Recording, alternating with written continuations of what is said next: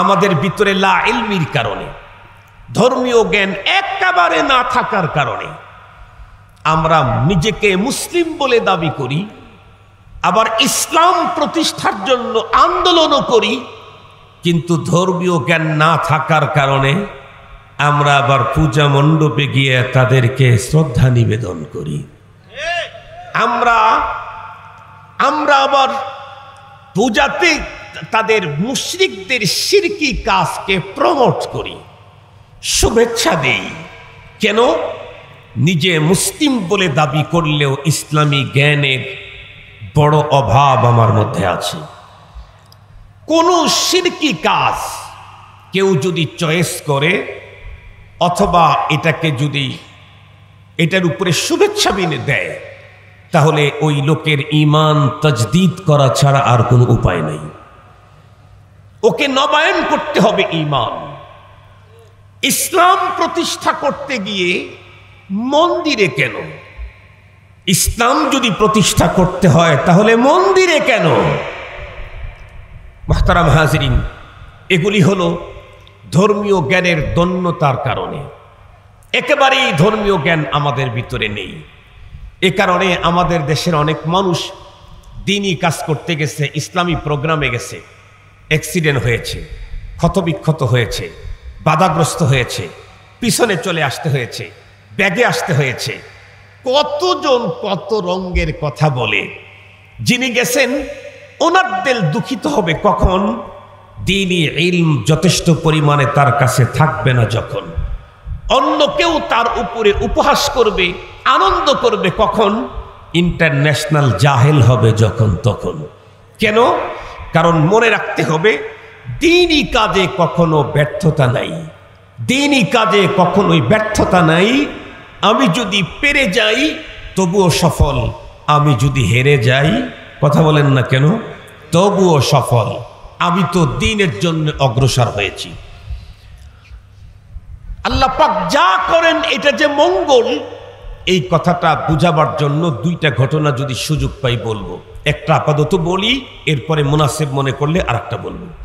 এখন থেকে মিনিমাম 15-16 বছর আগে ঢাকার তুরাগ নদীর তীরে টঙ্গী ইজতেমা মাঠে বাইরের একজন মেহমান একটা চমৎকার ঘটনা বলেছিলেন বয়ানে, বিদেশি মেহমান। উনি বর্ণনা করতে গিয়ে বললেন, অতীত যুগের ভিতরে একজন রাজা ছিল। এ রাজার মন্ত্রী পরিষদের ভিতরে সবচাইতে বড় মন্ত্রণালয়ের দায়িত্ব দিয়ে রেখেছিলেন এমন একজন মানুষকে, যার অন্য কোনো যোগ্যতা নাই, যোগ্যতা একটাই, সেটা হলো সে রাজাকে সিরিয়াস মানতে পারে। মানতে পারাটা তো বিশাল যোগ্যতা, মানতে পারাটা বিশাল যোগ্যতা। এখন সবার ভিতরে অনেক যোগ্যতা আছে, কিন্তু মানামানির যোগ্যতাটা বড় কম। এ কারণে এই দুনিয়াতে অশান্তি, ফ্যামিলিতে অশান্তি, অফিসে অশান্তি, মাদ্রাসায় অশান্তি, মসজিদ কমিটিতে অশান্তি, রাজনৈতিক দলগুলোতে অশান্তি। কেন? মানামানি নাই। দ্বীনের মূলটাই তো হলো মানা। জাননে কে বাদ মাননে কা নাম ঈমান। ওই আল্লাহর বান্দার ভিতরে অন্য যোগ্যতা ও খুব বেশি এক্সপার্ট ছিল না, কিন্তু মানামানিতে এক্সপার্ট ছিল। রাজা তাকে সবচেয়ে বড় মন্ত্রণালয়ের দায়িত্ব দিয়ে রাখছেন এবং সফরে হজরে সবসময় ওই মন্ত্রীকেই রাজা তার কাছে রাখেন। এ কারণে অন্য এক্সপার্ট দক্ষ মন্ত্রী তাদের খুব কষ্ট হয়। সবাই মিলে ভাবতেছিল কোনো একটা স্কোপ যদি কখনো বের হয় তো ওরে একটা শুট করব, মন্ত্রণালয় থেকে বের করে একেবারে কাটা তারের ওই পারে পার করে দেব। মুহতারাম হাজরিন, চলতে চলতে চলতে চলতে হঠাৎ করে একদিন মন্ত্রী পাশেই বসা, বাদশাহ নিজের হাতের নখগুলি ব্লেড দিয়ে কাটা শুরু করছে। হঠাৎ করে ব্লেডটা বাঁকা হয়ে আঙ্গুলের ভিতরে ঢুকে গেছে। বলেন তো দেখি, যে কোনো জায়গায় কেটে গেলে যেমন ব্যথা, নখের ওই জায়গায় কাটলে ব্যথা বেশি। যেই মাত্র নখের আঙ্গুলের ভিতরে যেই মাত্র ব্লেড ঢুকছে, বাদশাহ তখন আঙ্গুলটা চিপে ধরে বলে, মন্ত্রী স্যার স্যার স্যার, কই দেখো কি হয়ে গেল। কি হলো স্যার? আমার আঙ্গুলটা কেটে গেল। মন্ত্রী উত্তর করলো, আল্লাহ যা করে মঙ্গলের জন্য করে। যেই বলছে আল্লাহ যা করে মঙ্গলের জন্য করে, রাজার তো একেবারে মাথা বড় চেতে গেল। এত বড় কমবখ্ত বদনসিব, যোগ্যতা বলতে কিছু নাই, শুধুই মোহাব্বত আর ভালোবাসার কারণে সবচেয়ে বড় মন্ত্রণালয়ের দায়িত্ব দিলাম। আমার দুঃখে তুই দুঃখী হবি। দোস্ত আদা নামকে গিরাত দস্তে দোস্ত, দরপরি শাহালিব দরমন্দেগি। প্রকৃত বন্ধু তো সে যে দুঃখের সময় কাছে আসে, বন্ধুর ব্যথায় ব্যথিত হয়। আমার আঙ্গুল কেটে গেল, ও বলে আল্লাহ যা করে মঙ্গল। রাজা সিরিয়াসলি রেগে মুহূর্তের ভিতরে দরবারের লোকদেরকে ডাকলো, এদিকে আসো, এখনো ওর কাছ থেকে অবসর মানে পেপারসটা নিয়ে নাও, অব্যাহতিপত্র নিয়ে নাও। আমাদের দেশের একজন দিয়ে গেছে না? কথা বলেন না কেন? কি দিয়ে গেছে? আর জোরে বলেন। স্বেচ্ছায় কি দিয়েছে? জোর করে নাকি নিয়েছে? শুনছি, আমরা তো ছিলাম না ওইখানে। তো সে দায়িত্ব থেকে অব্যাহতি পত্রের উপরে যখন সিগনেচার করতেছে, মন্ত্রী বলে আল্লাহ যা করে মঙ্গলের জন্য করে।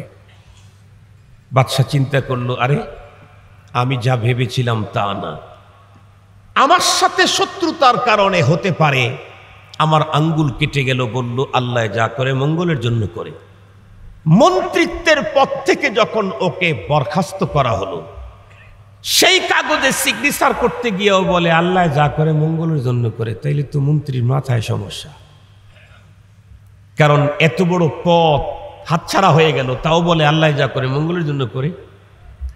বাদশা চিন্তা করলো, আচ্ছা দেখা যাবে পরে, মাথার যা আছে পরে দেখা যাবে। দেখতে দেখতে যখন প্রশাসন এসে তার হাতের ভিতরে হ্যান্ডক্যাপ লাগালো, বলে আল্লাহ যা করে মঙ্গলের জন্য করে। বাদশা চিন্তা করলো, আসলেই মাথায় পুরা সমস্যা। এতক্ষণ পর্যন্ত স্বাধীনতার সুন্দর জীবন থেকে পরাধীনতার শৃঙ্খলে ওকে আবদ্ধ করা হচ্ছে, তখনও বলে আল্লাহ যা করে মঙ্গলের জন্য করে। Mentality problem. আচ্ছা ঠিক আছে, নিয়ে যাও, পরে দেখব। যখন জেলখানার একেবারে অন্ধকার প্রকোষ্ঠের ভিতরে ঢুকায়া দিচ্ছে, ছোট্ট একটা ঘর, ঠিক মতো শোয়া বসার সুযোগ নেই, ওইখানে পা দিয়ে বলতেছে আলহামদুলিল্লাহ, আল্লাহ যা করে মঙ্গলের জন্য করে। পরবর্তীতে ওই কর্মকর্তা বাদশার কাছে মেসেজ করলো, স্যার ওনাকে যখন জেলখানার অন্ধকার কুটির ঢুকাইলাম, তখনও বলল আল্লাহ যা করে মঙ্গলের জন্য করে। তো বলতেছে বুঝেছি, ওর আসলে পুরা মাথা সমস্যা। ঠিক আছে, ওটা আমি পরে দেখব। জেলখানায় চলে গেল মন্ত্রী, রাজা তো বাইরেই রইল। আগের পূর্বের রাজা বাদশাদের অভিলাষ ছিল হলো হরিণ শিকার, আজকের রাজা বাদশাদের কিন্তু অন্যতা। এখনকার রাজা বাদশাদের চয়েস অন্য কিছু, ওটা বলতে চাই না। আগের রাজা বাদশাদের অভিলাষ ছিল হরিণ শিকার, এখন হরিণ শিকারে যাবে। পূর্বের রাজা বাদশাদের জন্য কি প্রাইভেট কপ্টার ছিল, উড়োজাহাজ ছিল, মার্সিডিজ বেঞ্জ কোন প্রাইভেট কার ছিল না? সাইকেলই তো তখন আবিষ্কার হয় নাই, বাইসাইকেলই তখন নাই। তখন তো সবচেয়ে চমৎকার এবং দামি বাহন হলো ঘোড়া। সঙ্গত কারণে একটা রাষ্ট্রের সবচেয়ে তেজস্বী ঘোড়াটা হতো রাজার, এরপরের সেকেন্ড প্লেসের ঘোড়াটা হতো সেনা প্রধানের, এরপরে লেভেল অনুযায়ী ঘোড়া দেওয়া হতো। বাদশার মনের ভিতরে আবেগ তৈরি হলো, আমি হরিণ শিকারে যাব। এখনকার মতো তো আর প্রান্তিক এরিয়াতে কাঁটাতারের বেড়া তখন ছিল না। কাঁটাতারের বেড়া, আরে রাষ্ট্র বেড়া দিবে কোথায়? একজন আর একজন জমি আবাদ চাষ করত, সেখানেই তো মাঝখানে কোনো ডিভাইডার ছিল না। উনি ওনার মতো করে চাষ করতেন, উনি ওনার মতো করে চাষ করতেন। অনেক কথা, সেগুলি বলতে চাই না। একটা পর্যায়ে বাদশাহ রওনা করলো, সেনাপ্রধান বলল স্যার সৈন্য রেডি আপনাকে সেফটি দেওয়ার জন্য। ঠিক আছে চলো। 10-12 জনকে নিয়ে বাদশাহ পথ চলা শুরু করলো। যেই জঙ্গলে সবচেয়ে উন্নত হরিণ পাওয়া যায় সেই জঙ্গলেই ঢুকে পড়ল। একটা পর্যায়ে চলতে চলতে চলতে চলতে চলতে চলতে হঠাৎ করে এমন এক আকর্ষণীয় হরিণ বাদশার চোখে ধরা পড়ল, যেই জাতীয় হরিণ তার টোটাল লাইফেই কোনোদিন দেখে নাই। এ হরিণ চোখে দেখা মাত্র বাদশা সবকিছু ভুলে গেল। হুব্বুশ-শাইয়ুমি ওয়া ইউসিম্মু, হুব্বুশ-শাইয়ুমি ওয়া ইউসিম্মু। মানুষ যদি কোনো কিছুর প্রেমে পড়ে, মুহাব্বতে পড়ে, ওইটা ছাড়া আর অন্য কিছু তার চোখে দেখে না। রাজার জীবনেও কোনোদিন এত সুন্দর হরিণ দেখে নাই। ওর প্রেমে পড়লো, একেবারে সিরিয়াসলি অন্তরে লেগে গেল। এবারে চাবুক ছাড়লো, হরিণকে ধরতে হবে। হরিণের চলার গতি বাদশার ঘোড়ার চাইতে আরো বেশি। চলতে চলতে চলতে চলতে চলতে চলতে একটা পর্যায়ে সৈন্য যারা ছিল এত তেজস্বী ঘোড়া চালাইতে পারতেছিল না, তাদের ঘোড়া চলতেছিল না। বেশ বেশ লম্বা টাইম চলার পরে তারা রাজাকে হারিয়ে ফেলল। গহীন অরণ্য, জঙ্গল, কম্পাস তো নেই তখন। উত্তর, দক্ষিণ, পূর্ব, পশ্চিম এটাকে নির্ণয় করবার কোনো যন্ত্র তখন তৈরি হয়নি। এটা মিলানো বড় কঠিন। বাদশা তো চলছে, পিছনে কেউ আছে, সেফটি আছে না নাই, এ ফিকিরই তার মাথার মধ্যে নেই। একটা পর্যায়ে দিন রাত চলার পরে এমন একটা জায়গায় চলে গেল, হারায় গেল হরিণ, নাই। বাদশা এখন বেরিয়ে যেতে চায়, কিন্তু এই জঙ্গলের ভিতরে বের হওয়ার কোনো পথ খুঁজে পাচ্ছে না। কোন দিকে বের হব জিজ্ঞাসা করার মতো কেউ নাই। শুকনো খাবার তার কাছে ছিল, খাচ্ছে আর বেরিয়ে যাওয়ার জন্য চেষ্টা করছে। একটা পর্যায়ে চলতে চলতে হঠাৎ করে দিনের বেলায় দেখলো সামনে একটা জঙ্গলের ভিতরে সুন্দর মজলিস দেখা যায়। বাদশা মনে মনে খুব খুশি, এই তো পেয়েছি, আমি এখন আমার গন্তব্যে পৌঁছাইতে পারবো। বাদশা যখন তাদেরকে দেখে মনের ভিতরে প্রশান্তি নিয়ে তাদের দিকে অগ্রসর হচ্ছে, ওদের নজর পড়া মাত্রই কোনো কিছু বুঝে ওঠার আগেই চতুর্দিক থেকে লোকগুলি বাদশাকে ঘিরে ফেলল। এরপরে এই বাদশা তাদের সঙ্গে কথা বলার আগেই সব লোকগুলি বন্ধুরা আমার হায়ানের মতো আক্রমণ করে বাদশাকে তার বন্ধুরা আমার বাহন থেকে নামিয়ে ফেলল। একটা পর্যায়ে তাকে পাওয়া মাত্র স্লোগান দিচ্ছিল, পেয়েছি রে, পেয়েছি, পেয়েছি। বাদশা কিছুই বুঝতেছে না। এক পর্যায়ে তাকে ধরে নিয়ে সুজা শুলির বন্ধুরা আমার শুলির চড়ানোর জন্য শুলির মঞ্চে নিয়ে গেল। বাদশা যখন দেখলো এত জীবন শেষ, যতই বন্ধুরা আমার রিকোয়েস্ট করে কিন্তু কোনো শব্দ কারো কানের ভিতরে ঢোকে না। শেষ পর্যন্ত বাদশা হলেও নিজের জীবন বাঁচানোর তাকিদে দুহাত করজোড়ে অনুরোধ করার জন্য এভাবে হাত দুটি যখন উঁচু করলো, হাতের দিকে তাকাবার পরে লোকেরা তখন বলতেছিল, হবে না রে, হবে না। আল্লাহর বান্দা বাদশা অবাক হয়ে গেল। এতক্ষণ পর্যন্ত আচরণ এক রকমের ছিল, এখন ভিন্ন রকমের আচরণ, একদম ইজি।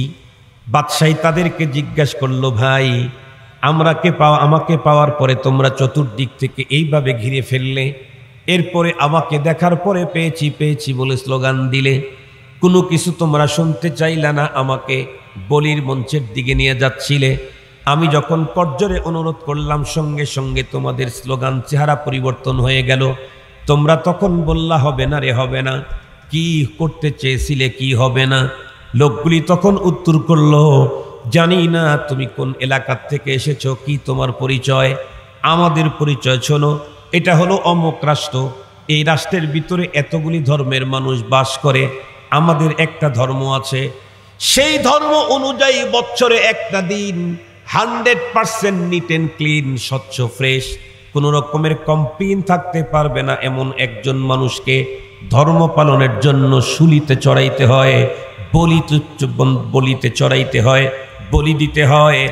বছর ধরে খোঁজাখুঁজি করছিলাম, এ পর্যন্ত কোনো নিখুঁত মানুষ আমাদের চোখের সামনে পড়ে নাই। তামাম মানুষগুলি পেরেশানিতে ছিলাম। আজকে সূর্য অস্ত গেলে টাইম তো শেষ হয়ে যাবে, এমন মুহূর্তে তোমাকে যখন পেলাম, তোমার মাথার থেকে পায়ের তালু পর্যন্ত যতটুক নজর করে দেখলাম, কমলা লেবুর চাইতে আরো আকর্ষণীয় বডির অধিকারী তুমি। ভেবেছিলাম তোমাকে দিয়েই আমাদের ধর্মের কাজটা কদ্দার হবে আজকে, কিন্তু যখন তোমাকে শুলির মঞ্চের দিকে নিয়ে যাচ্ছিলাম, তখন তুমি দুহাত উঁচু করলে, যখন দেখলাম তোমার হাতের আঙ্গুলের মধ্যে পট্টি লাগানো। বিশ্ব ইস্তেমার বিদেশি মেহমান উনি বর্ণনা করেন যে পট্টি লাগানো দেখে আমরা বুঝেছি যে তুমিও কমপ্লেন মুক্ত না, তুমিও ডিফেক্টেড, তোমারও সমস্যা আছে, তোমারও আঘাত আছে। আল্লাহর বান্দা তখন আল্লাহ পাকের শুকরিয়া আদায় করলেন, আল্লাহ ওই যে মন্ত্রী আমার হাতের আঙ্গুল কাটার পরে বলেছিল আল্লাহ যা করে মঙ্গলের জন্য করে, সত্যি যদি ওই দিন আমার যদি ব্লেডটা আঙ্গুলের ভিতরে না ঢুকতো, এই জায়গা ছাড়া আমার টোটাল বডিতে আর কোনো জায়গায় কমপ্লেন নাই, যদি এটা ভিতরে না ঢুকতো তাহলে তো আমাকে বলির মঞ্চে নিয়ে বলি দিয়ে দিত।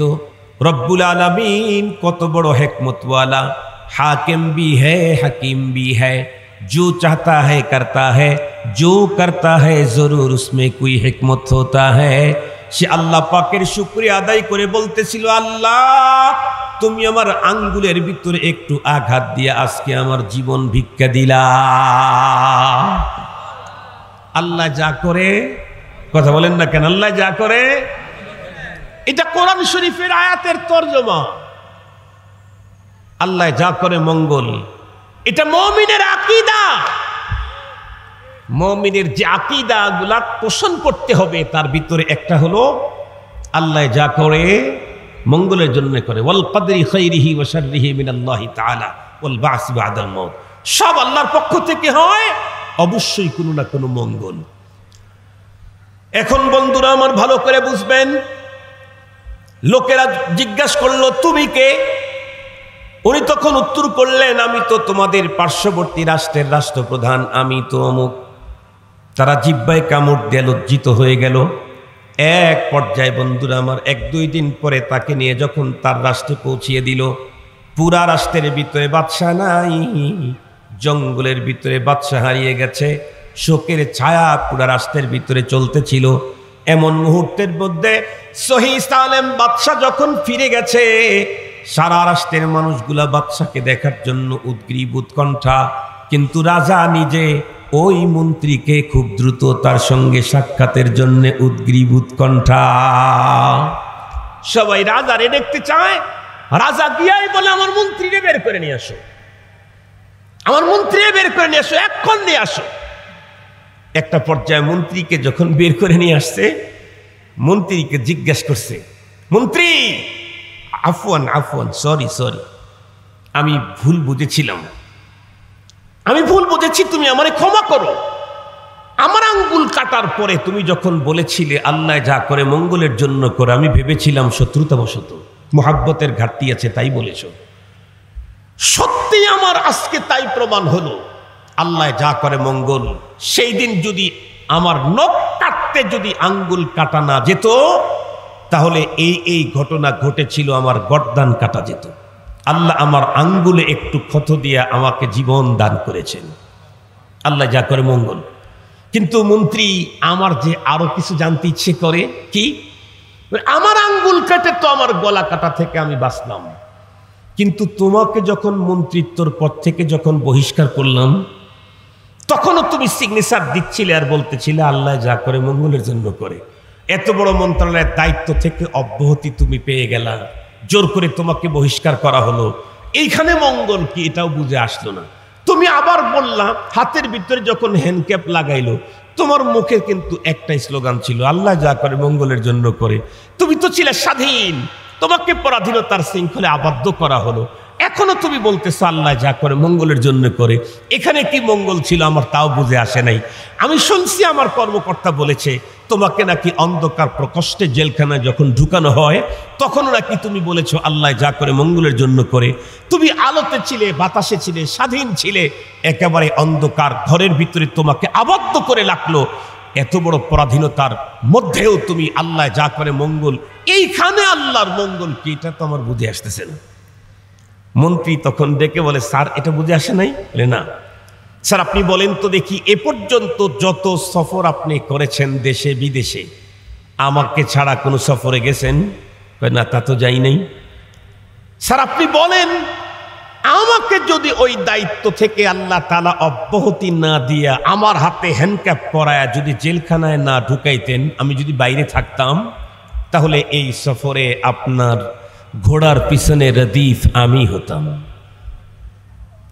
আমি আপনার রদিফ হতাম, ঘোড়ার পিছনের প্যাসেঞ্জারটা আপনি আমাকে বানাতেন অতীতের মতোই।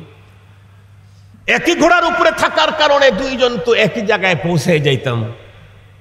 আমার তুলনায় আপনার চেহারা সুন্দর, কিন্তু আপনার হাতে কমপ্লেন থাকার কারণে আপনি মাপ পেয়ে গেলেও আল্লাহর মেহেরবানিতে আল্লাহ আমার মাথা থেকে পায়ের তালু পর্যন্ত কোনো জায়গায় এখনো কোনো ক্ষত দেন নাই। এই মানুষটা যদি আমি বাইরে থাকতাম তাহলে আপনার জায়গাতে আমাকে বলিতে শেষ হয়ে যাওয়া লাগতো। আল্লাহ আমাকে কয়েকদিন জেলখানায় রেখে আমাকে লম্বা টাইম দুনিয়াতে হায়াত দান করেছেন। ফিআলুল হাকিম লা ইয়াখলু আনিল হিকমাত, এটা তো একটা ঘটনা। আর একটা কি শুনতে চান? আর একটা শুনবেন, এটার গুরুত্ব আরো বেশি। এটা তো একটা নর্মালি ঘটনা, তবে নর্মাল হলেও সত্য ঘটনা। এর চাইতে বড় ঘটনা আপনাদের জানা আছে। এখান থেকে একটা পয়েন্ট আমি উদ্ধার করে আপনাদের সামনে উপস্থাপন করব। রাসূল করিম সাল্লাল্লাহু আলাইহি ওয়াসাল্লামের উপরে মক্কার মানুষের নিপীড়ন নির্যাতন যখন অনেক গুণে বেড়ে গেল, রব্বুল আলামিন এক পর্যায়ে তার হাবিবকে বললেন আপনি মদিনায় চলে যান। নবীজি মদিনায় চলে গেলেন, কিন্তু মাতৃভূমির মায়া পয়গম্বর কাঁদতেছিলেন। যখন মক্কা ছেড়ে চলে যাচ্ছেন নবীজি বারবার খানায় কাবার দিকে ঘুরে ঘুরে দেখতেছিলেন আর বলতেছিলেন ও কাবা, তোমাকে রেখে আমার মন যেতে চায় না, কিন্তু তোমার অধিবাসীরা তোমার কাছে আমাকে থাকতে দিল না। পয়গম্বর এই কথা বলতেছিলেন, ও কাবা তোমাকে রেখে যেতে আমার মন চায় না, কিন্তু তোমার অধিবাসীরা তোমার মাঝে আমাকে থাকতে দিল না। নবীজি চলে গেলেন মদিনা শরীফে। বেশ কিছুদিন পরে পয়গম্বর একটা স্বপ্ন দেখলেন। নবীদের স্বপ্ন ওয়াহি। নবীদের স্বপ্ন কি বলেন? ওয়াহি। স্বপ্ন দেখলেন যে আল্লাহর রাসূল সাহাবীদেরকে নিয়ে হজব্রত পালন করতে গেছেন এবং অনেকে মুহাল্লিকিন আর উসাকুম চেয়ার মানে মাথা টাথা সব হলক করে ফেলছেন, নাড়া করে ফেলছেন। নবীজি সকাল বেলায় সাহাবীদেরকে স্বপ্ন বলে দিছেন। সাহাবীদের অন্তরের ভিতরে স্বদেশ প্রেমের যে আগুনটা একটু দমানো ছিল ওইটা ভড়ক দিয়ে উঠল। সমস্ত সাহাবায়ে কেরাম উদ্দীপ, কখন যাব মক্কায়। বিশ্বনবী সাল্লাল্লাহু আলাইহি ওয়াসাল্লাম 1400 সাহাবীদেরকে নিয়ে রওনা করলেন।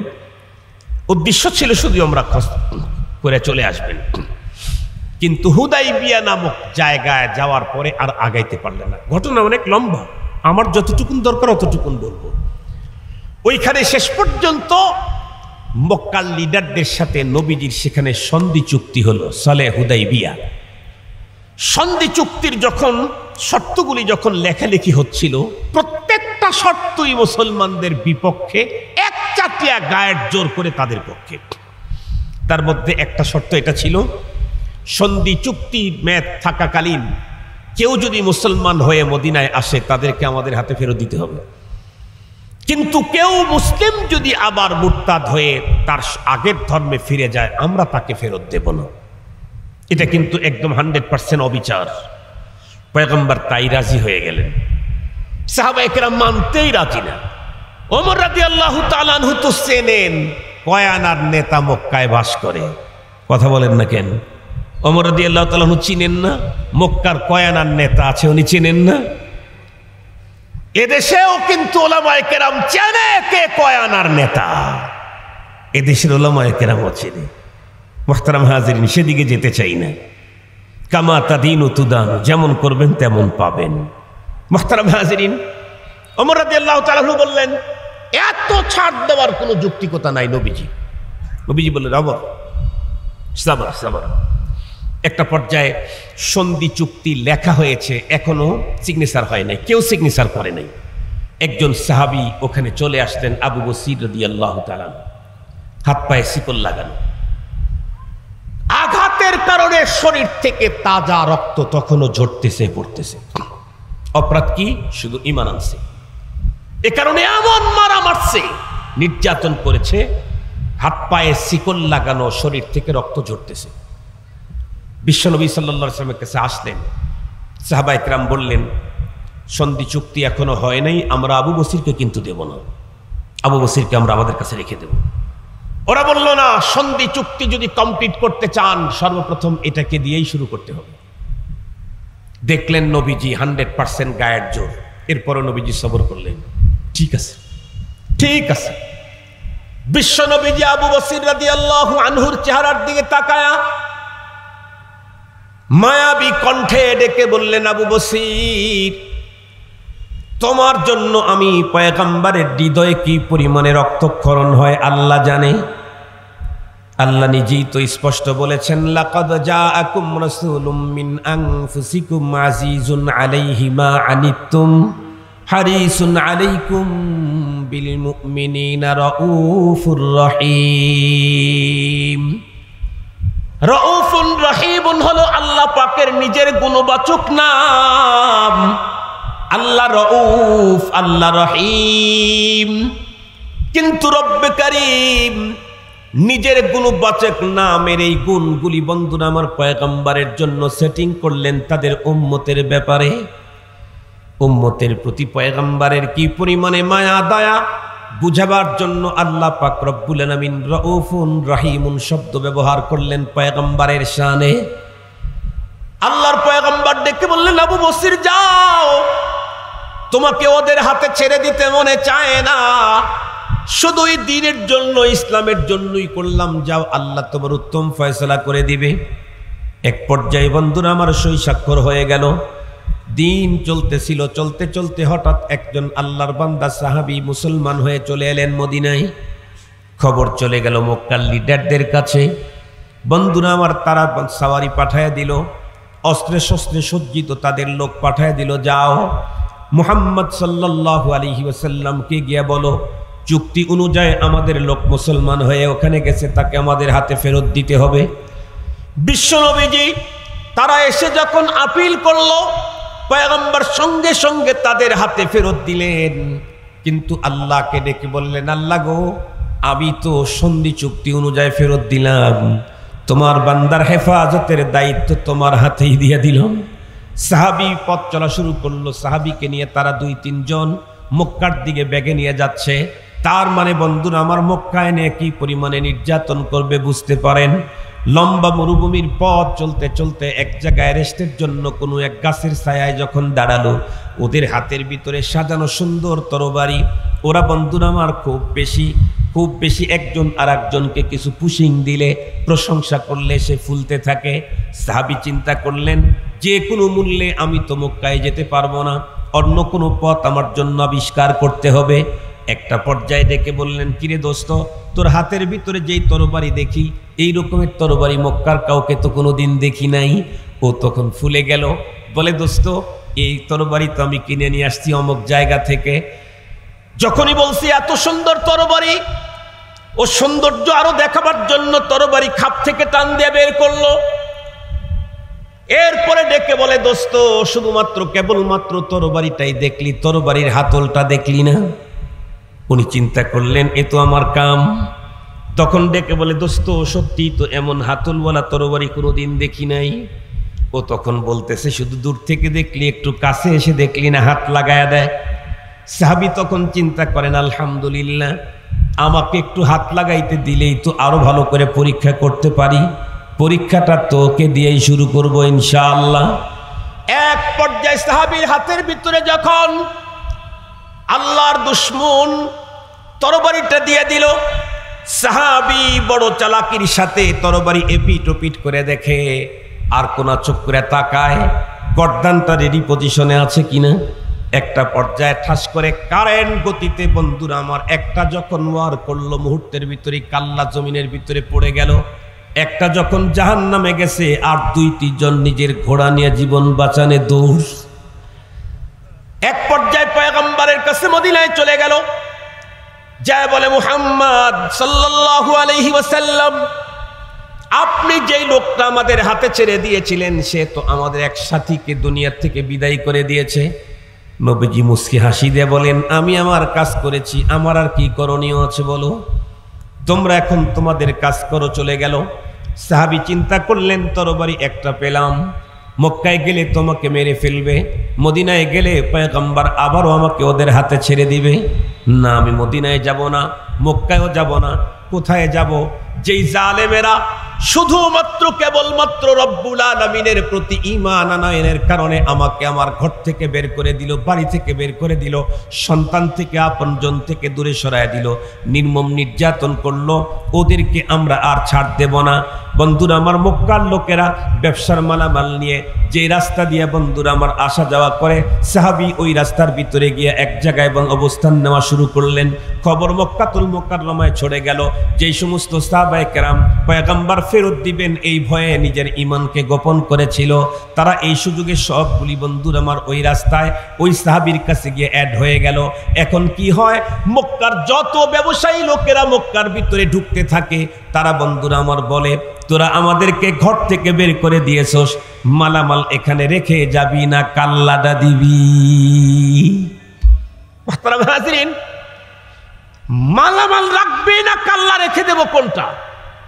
আমরা জীবনে বাঁচতে চাই, মালামাল নিয়ে নাও। এখন মক্কায় আর মাল ঢোকে না, শুরু হয়ে গেল অভাব, খাদ্য সংকট। যেই শর্তটা করেছিল পয়গম্বর এবং সাহাবীদেরকে ঘায়েল করার জন্য, আল্লাহ পাক রব্বুল আলামিন কুদরতের এক কলমের এক খোঁচা দিয়ে সেটাকে পাল্টায় দিলেন। এখন মক্কার নেতারা এসে পয়গম্বরের হাতে পায়ে ধরে বলে, ওই সময় সাহাবীরা এত মতো বলেছিল, তোমাদের কেউ মুসলমান হলে আমরা নেব, আমাদের কেউ যদি বেঈমান হয়ে যায় তোমরা নিবা। তারা বলে, না না, আমাদেরটা দিতে হবে, কেউ মুসলমান হলে তোমাদের কাছে আসলে সেটাও দিতে হবে। পয়গম্বর ফেরত দিয়েছেন। এখন ঝামেলায় জড়ে গেছে, ডেকে বলে, মুহাম্মদ একটু প্লিজ লোকগুলো আপনার কাছে আপনি নিয়ে নেন। সুবহানাল্লাহ বললেন না যে? পয়গম্বর বললেন, না না না, আমি আর এগুলা নিতে চাই না, আগের থেকে যেহেতু লিখিত আকারে পাশ হয়েছে ওইটাই থাক। পায়ে পড়া শুরু করে দিয়েছে। আল্লাহ পাক রব্বুল আলামিন সে কথাই বলেছেন, কুতিবা আলাইকুমুল কিতালু ওয়া হুয়া কুরহুল লাকুম ওয়া আসা আন তাকরাহু শাইআন ওয়া হুয়া খায়রুল লাকুম ওয়া আসা আন তুহিব্বু শাইআন ওয়া হুয়া শাররুল লাকুম ওয়াল্লাহু ইয়ালামু ওয়া আনতুম লা তা'লামুন। আমার আলোচনা শেষ। আল্লাহ বলেন, আল্লাহ তোমাদের উপরে কিতালকে ফরজ করলেন, যদিও এটা তোমাদের অপছন্দ। মনে রেখো, অনেক কিছু তোমরা অপছন্দ করবে, অথচ সেটাই তোমাদের জন্য কল্যাণ। অনেক কিছু তোমরা তোমাদের জন্য চয়েস করবে, অবশ্য সেখানেই তোমাদের জন্য অকল্যাণ। তোমার কল্যাণ আর অকল্যাণ তুমি ভালো জানো না, কে জানে? আজকের এই অবস্থার এই মাহফিল আমাদের জন্য নির্ঘাত, নিশ্চিত, আমাদের জন্য কল্যাণ। এজন্য যারা ইন্তেজাম করেছি তারা ব্যথিত হওয়ার কোনো সুযোগ নাই। কেন? রব ফয়সালা করেছেন নিশ্চিত কল্যাণের। যারা বিপক্ষে আছি তারাও নাচার কোনো সুযোগ নাই। কেন? কারণ প্যাকেট তো বড়টাই পাওয়া যাইতেছে। মুনতাজিমিনরা প্যাকেট তো ছোটটা পাচ্ছে না, বড়টা পাচ্ছে। বলেন না কেন? প্যাকেট তো বড়টাই পেয়ে যাচ্ছে। যারা ইন্তেজাম করেছেন, যারা মুসাআদা করেছেন, যারা এখানে এসেছেন, যারা কষ্ট করে এখানে পানির ভিতরে পা রেখে এতক্ষণ পর্যন্ত দাঁড়িয়ে বা বসে বয়ান শুনতেছিলেন, উজরত বাকদরে মশাক্কাত। जितना तुम्हारा कुर्बानी उतने खुदा की मेहरबानी, जितना तुम्हारा कुर्बानी उतने खुदा की मेहरबानी, फिर तू है लज्जत रूहानी कुर्ब का शरबत कुबानी। যেমন মেহনত তেমন মজুরি। আপনাদের অনেক কষ্ট হয়েছে, নিচে পানি, আমি আসতেই তো জুতার ভিতরে পানি ঢুকে গেছে। আমার তো পায়ে একটা সমস্যা, বাম পায়ের আঙ্গুল 4টা কাটা পড়ছে না অ্যাক্সিডেন্টে। এজন্য আমি তো খুব সেফ চলি, কিন্তু এখন আসতে দেখলাম পায়ের ভিতরে কাদা পানি ঢুকে গেছে। এর কারণে আমাদের পাওনা অনেক বেশি হয়েছে। আখতাসিবু আলাল্লাহ, আল্লাহর উপরে পূর্ণ আস্থা রেখেই বলছি। হুজুররা 21 বছর প্রোগ্রাম করছেন, জানি না এরকমের অবস্থায় কখনো পড়েছিলেন কিনা। যদি না পড়ে থাকেন, 21 বছরের সব প্রোগ্রামের মর্যাদা আর 25 সালের এই প্রোগ্রামের পাওনা আখেরাতে অনেক কম বেশি হবে। আখতাসিবু আলাল্লাহ, নিশ্চিত হবেই হবে, হইতেই হবে। এটা আমার কথা না, তো রবের বাতানো কথা, পয়গম্বরের শিখানো কথা। আল্লাহ তাআলা আমাদের সকলকে আলোচিত কথা বুঝবার, আমল করবার তৌফিক দান করুন।